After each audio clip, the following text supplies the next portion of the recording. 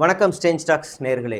வடக்கு வாழ்கிறது, தெற்கு தேய்கிறது, தெற்கு தேய்ந்து கொண்டே இருக்கிறது, ஆனால் தெற்கு தான் வடக்கை வாழ வைக்கிறது அப்படின்ற ஒரு புது பழமொழியோடவே நான் சொல்லலாம்னு நினைக்கிறேன். ஏன்னா ஆமாம், தெற்குல இருந்து தான் அதிக அளவில் வரி வடக்குக்கு போகுது. இங்கே இருக்கிறத வச்சு அவங்க வாழ்கிறாங்க, அங்கே இருக்கிறத வச்சு அவங்களுடைய ஆட்சி செய்கிற மாநிலங்களுக்கு நிதியை அள்ளி அள்ளி கொடுத்து அங்கே இருக்கிறவங்கள அவங்க வாழ வச்சுக்கிட்டே இருக்கிறாங்க. இங்கே எங்களுக்கு வளர்ச்சி வேணுங்க, எங்களுக்கும் நிதி கொடுங்க, நாங்களும் இந்தியா வரைபடத்தில் இருக்கிற ஒரு மாநிலம் தான், எங்களுக்கும் கொடுங்க அப்படின்னு கேட்டா முடியாதுப்போ, உனக்கெல்லாம் இது கொடுக்கணும். இல்லைங்க, எங்களுக்கு கோவைக்கும் மதுரைக்கும் மெட்ரோ வேணுங்க, அது வந்துச்சுன்னா ஒரு சென்னை மாதிரியான 2 நகரங்களை நாங்கள் உருவாக்க முடியும், அதுக்கு நீங்கள் உதவி செய்யுங்க அப்படின்னு நம்ம கேட்டா அதெல்லாம் முடியாது. நீங்கள் என்ன இது மக்கள் தொகையே சரியா இல்லை, அது இல்லாமல் அவளை என்ன அதெல்லாம் நீங்கள் பண்ணிக்கிட்டு இருக்கீங்க அப்படின்னு நிராகரிச்சிருக்காங்க. அதுக்கு இங்கே இருக்க சங்கிகள் சொல்கிறாங்க, நிராகரிக்கலைங்க, விளக்கம் கேட்டிருக்காங்க. உங்கள் விளக்கத்தை பற்றி எங்களுக்கு தெரியாதாங்க, உங்கள் விளக்கத்தை பற்றி. இங்கேருந்து நீட்டுக்கு நாங்கள் மசோதா எடுத்து அனுப்புனா ஆளுநர் அதை கையில் வச்சுக்கிட்டு திரும்ப அனுப்புகிறாரு.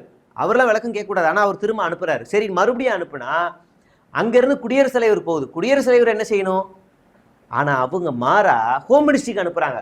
ஹோம் மினிஸ்ட்ரிக்கு எதுக்கு நீட்டுக்கான மசோதா போகணும்? அது என்ன இங்கே இருக்கிற ஒற்றுமை வேற ஏதாவது பிரச்சனைக்கான மசோதாவா, இல்லை இந்த தமிழ்நாட்டு பாதுகாப்பு சம்பந்தமான ஏதாவது ஒரு பிரச்சனையா, இல்லை இல்லை நம்ம நக்சலைட் மாவோயிஸ்டுகள் அந்த மாதிரியான ஏதாவது ஒரு மசோதாவா?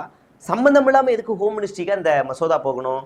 என்ன உங்கள் விளக்கத்தை பற்றி எங்களுக்கு தெரியாதா? அது தனி டாபிக். சரி, இப்போ இங்கே வருவோம். அவங்க கேட்குற காரணம் என்னன்னா, மக்கள் தொகை கம்மியாக இருக்குது அப்படின்றாங்க. அப்போ சென்னையில் மக்கள் தொகை அதிகமாக இருக்கா? சென்னையில் நியாயமான மக்கள் தொகை என்ன அப்படின்னு நம்ம கணக்கு வச்சோன்னு வைங்களேன். இப்போ கொஞ்ச நாள் முன்னாடி தீபாவளிக்கு எல்லாம் ஊருக்கு போனாங்க. திங்கக்கிழமை தீபாவளி, செவ்வாய்க்கிழமை யாரும் வரல, செவ்வாய்க்கிழமை விடுமுறை. செவ்வாய்க்கிழமை நீங்கள் சென்னையை பார்த்துருந்தீங்கன்னா வெறிச்சோடி இருந்திருக்கும், கொரோனா ஊரடங்கு மாதிரி இருந்திருக்கும். அப்போ இங்கே யார் அதிகமாக இருக்கிறா? மற்ற மாவட்டங்கள்லேருந்து வரவங்க, மற்ற மாநிலங்கள்லேருந்து வரவங்க தான் இங்கே அதிகமாக வேலை செய்கிறாங்க. அதே மாதிரி தான் கோயம்புத்தூர் மாதிரி நல்ல பெரிய தொழிற்சாலைகள் நிறைய இருக்கிற இடங்கள்ல மற்ற மாநிலங்களில் இருக்கவங்களும் அங்கே போய் வேலை செய்கிறான். அதை தானே நீங்கள் கணக்கு வச்சு மெட்ரோ ரயில் திட்டத்தை நீங்கள் ஒப்புதல் கொடுக்கணும், அதை தானே நாம் கேட்குறோம். அப்போ அதையும் அவங்க ஏற்றுக்கலை. சரி, அது ஒரு பக்கம் இருக்கட்டும். அடுத்ததாக இந்த பாஜக தமிழ்நாடு அவங்க பேஜ் ஒரு அபத்தமான வீடியோ, ரொம்ப மோசமான வீடியோ. என்ன சொல்கிறாங்க அப்படின்னா, ஆட்டோவில் 30 நிமிஷம், மெட்ரோவில் 30 நிமிஷம். அதனால் இதுக்கு கோவையில் 14 கிலோமீட்டர் பயணிக்க, இதுதான் திமுகவோட திட்டம் அப்படின்னு சொல்கிறாங்க. எவ்வளோ அபத்தான! உனக்கெல்லாம் மெட்ரோ கிடையாது, ஆட்டோவில் போ, ஆட்டோலையும் 30 ரூபா, 30 நிமிஷம் தான், போ, உனக்கு என்ன போ அப்படின்னு கோவை மக்களை அசிங்கப்படுத்தக்கூடிய ஒரு வீடியோ தான் தமிழ்நாடு பாஜக செஞ்சுருக்கு. உனக்கு வளர்ச்சிலாம் கிடையாது தம்பி, உனக்கு வளர்ச்சிலாம் கிடையாது, நீ போ. என்னங்க இதில் என்னங்க அசிங்கம் இருக்குது, என்னங்க நீங்கள் என்னங்க இதெல்லாம் பேசுகிறீங்க அப்படின்னு இப்போ நீங்கள் கேட்கலாம். சரி, நான் ஒரு டேட்டா சொல்கிறேன். அதாவது இவங்க கோவையில் அந்த கிலோமீட்டர் கணக்கில் சொல்கிறாங்க இல்லையா, 30 கிலோமீட்டருக்கு தான் இவ்வளோ வருது அப்படின்னு. இதே ஏங்க குஜராத்தில் பண்ணலை? குஜராத்தில் 33 கிலோமீட்டர் வேகத்தில் போகிற மெட்ரோ ரயில் திட்டத்துக்கு அனுமதி கொடுத்துருக்கீங்க. ஒரே 1 கிலோமீட்டர் எக்ஸ்ட்ரா கோவையில் 34 கிலோமீட்டர் வேகத்தில் போகிற மெட்ரோ ரயிலுக்கு அனுமதி இல்லை. நீங்கள் ஆட்டோவில் பஸ்ஸில் போங்க. என்ன லாஜிக் இது? சரி, மக்கள் தொகையை நீங்கள் நியாயப்படுத்துறீங்கன்னா பாட்னா, ஆக்ரா மாதிரியான நகரங்களில் குறைவான மக்கள் தொகை தானே இருக்குது, அங்கேயே மெட்ரோ வந்துச்சு. சரி, உங்களுக்கு ஏன்டா மெட்ரோன்னு நீங்கள் இதுங்களை திரும்ப கேட்குறீங்க? மெட்ரோ இப்போ கோயம்புத்தூர், மதுரை மாதிரியான இடங்களில் சாதியினுடைய தாக்கம் அதிகம், நம்ம இல்லைன்னு மறுக்கவே முடியாது. நீங்கள் சென்னையில் ஒருத்தன் கிண்டி 2 டிக்கெட் கொடுங்கன்னா அவன் ஜாதியை கண்டுபிடிக்க முடியாது. தாம்பரம் 2 டிக்கெட்டு, ஆலந்தூர் 2, பட்டினப்பாக்கம் 2, இல்லை பாரிஸ் 2, கோயம்பேடு 3 அப்படின்னு டிக்கெட் எடுத்தால் அவனோட சாதியை கண்டுபிடிக்க முடியாது. அவன் மெட்ரோவில் போயிட்டு இருப்பான், காலையில் அவசர அவசரமாக ஓடுவான், பேக்கை மாட்டிட்டு பக்கத்தில் நிற்பான். அவன் என்ன சாதி, அவன் என்ன மதம், ஒன்றும் கிடையாது. எல்லாரும் இங்கே ஒரு சமமான ஒரு இதுலேயே பரபரப்பான ஒரு வாழ்க்கையில் ஓடிக்கிட்டு இருப்பான். ஏன்னா இங்கே வளர்ச்சி அதிகமாக இருக்குது. இங்கே வளர்ச்சிக்கு பின்னாடி சாதி ஒளிஞ்சிருக்குது, அது வெளியே வராது. வந்துச்சுன்னா அதை அடித்து விரட்டிடுவாங்க. ஏன்னா அதுக்கு அந்த சாதியை தடுத்து நிறுத்தி இங்கே வச்சிருக்கிறது ஒழிக்க முடியல, ஆனால் தடுத்து நிறுத்தி வச்சிருக்கிறது இங்கே வளர்ச்சி. அப்போ மதுரை மாதிரியான நகரங்களில் கீழப்பட்டி 2 டிக்கெட் கொடுங்களேன் அப்படின்னா கண்டக்டர் பார்ப்பான், என்ன பட்டி? கீழப்பட்டி. இந்தா அப்படின்னுவான். கோயம்புத்தூர்ல என்ன மேலப்பட்டி 2 மேலப்பட்டியா தாங்க அப்படின்னு. அப்ப இந்த ஊர் பேர்லயே உனக்கு சாதிகள் இருக்குல்ல, இது எல்லாம் எப்படி ஒழியும்? அங்க மெட்ரோ ரயில்கள் திட்டங்கள் வரும்போது, இல்ல ஏர்போர்ட் மாதிரி பெரிய பெரிய விஷயங்கள் வரும்போது, ஒரு மெட்ரோ ஸ்டேஷன் வருதுன்னா அது பக்கத்துல பல தொழிற்சாலைகள் உருவாகும், பல கல்வி நிலையங்கள் உருவாகும், பல சுற்றுலா தலங்கள் உருவாகும், ரியல் எஸ்டேட்டுகள் அதிகரிக்கும். அப்போ அங்கே அதிகமான எண்ணிக்கைகளில் மக்கள் அங்கே புலம்பெயர ஆரம்பிப்பாங்க. அப்போ ஒன்றுக்கு ஒன்று பழக அந்த விஷயங்கள் எல்லாமே மாறும், வளர்ச்சி அதிகமாகும். இதுதான் மைய கான்செப்ட். என்னமோ மெட்ரோ ட்ரெயினில் போகிறதுனால 30 ரூபா கொடுக்கறதுனால மட்டும் இங்கே வருமானம் அதிகமாகுது, அதனால இந்த ஜிடிபி வந்து எல்லாமே மாறுது, எக்கனாமிக்கலாக நம்ம வந்து இதுவாயிடும், அப்படி இல்லை. மெட்ரோ ரயிலை மையப்படுத்தியே இங்கே ஒரு மிகப்பெரிய வளர்ச்சி இருக்குது, நம்ம இல்லைன்னு மறுக்க முடியாது. ஐடிசி சென்னையோடைய அந்த எண்டு ஐடிசி மெட்ரோ, அதான் விம்கோவோட ஐடிசி லாஸ்ட்டு. அந்த இடத்துல ஒரு 10-15 வருஷத்துக்கு முன்னாடியோட லேண்ட் வேல்யூ எவ்வளோ, இப்போ எவ்வளோ?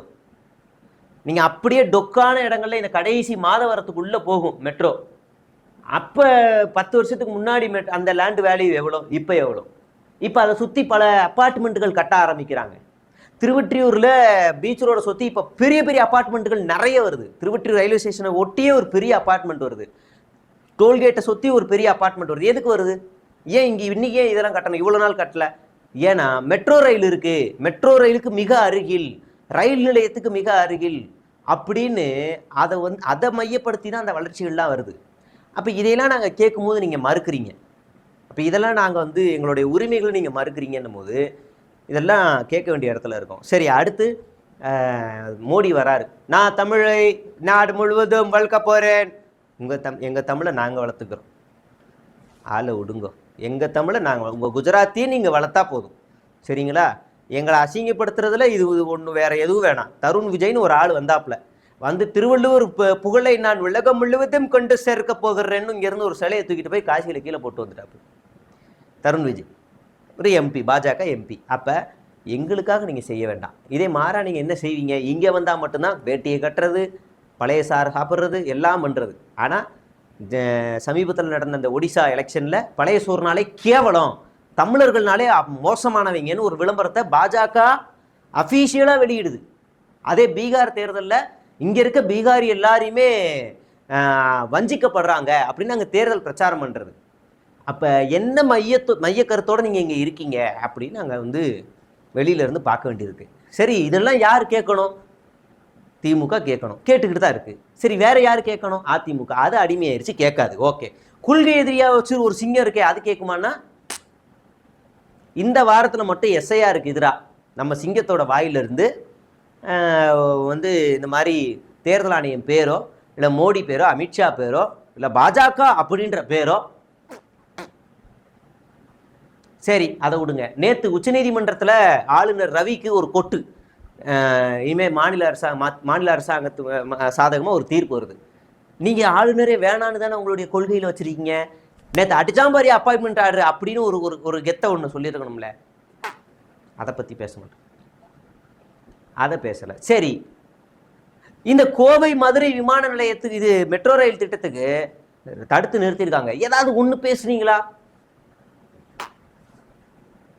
எதுக்குதாயா வாய துறப்ப? உன் கொள்கை எதிரி அடிச்சுக்கிட்டே இருக்காயா, தமிழ்நாட்டை அசிங்கப்படுத்திக்கிட்டே இருக்கிறேன், அசிங்கப்படுத்துறான், கேவலப்படுத்துறான், நீ எதுக்குதாயா வாய திறப்ப?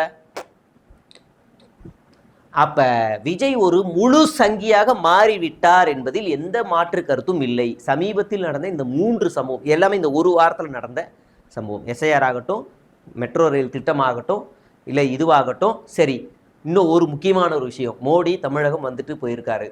இதுவரைக்கும் தமிழ்நாட்டில் கோபேக் மோடின்னு போடாத 2 கட்சி அதிமுக, தாவேகா.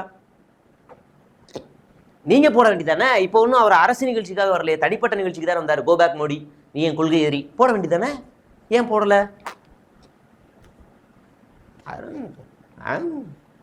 அப்ப எவ்வளவு பெரிய அயோக்கியத்தனமான ஒரு அரசியலை விஜய் கையில் எடுத்திருக்கிறார்.